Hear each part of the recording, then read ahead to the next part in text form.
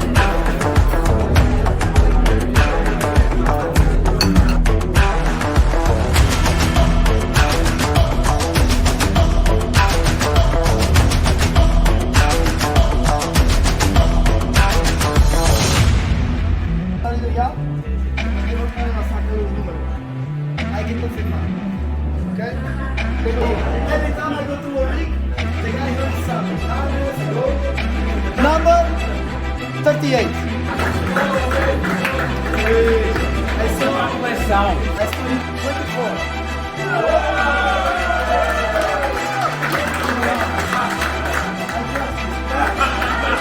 A roll protection from a finger. A flexing the blue one, huh? Number 36.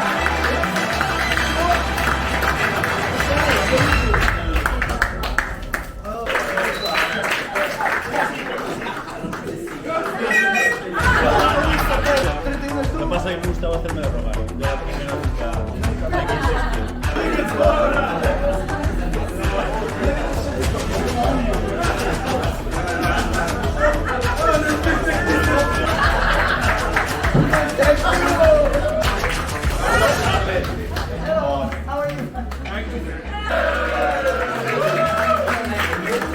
Number 2.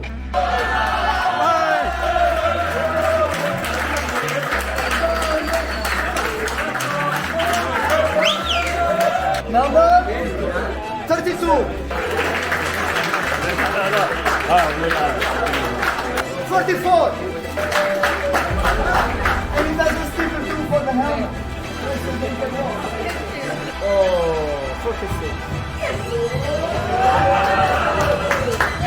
Maybe this is your country. Can you pass the word?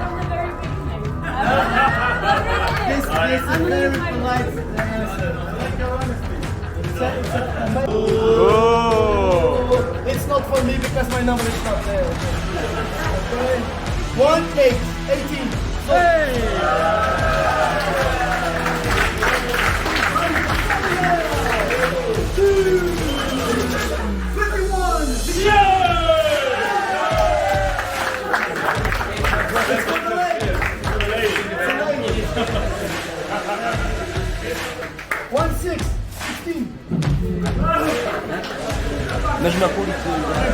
Number 45.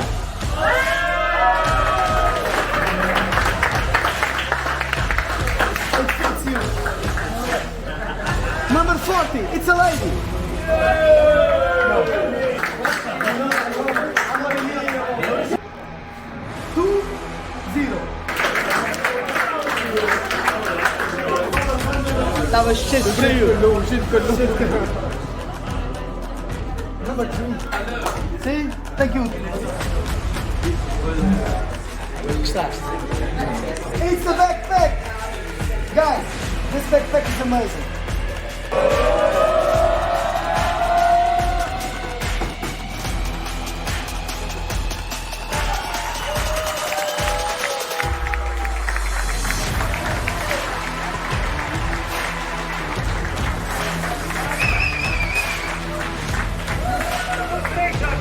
The things we did in the organization, my job, I hope you enjoyed it.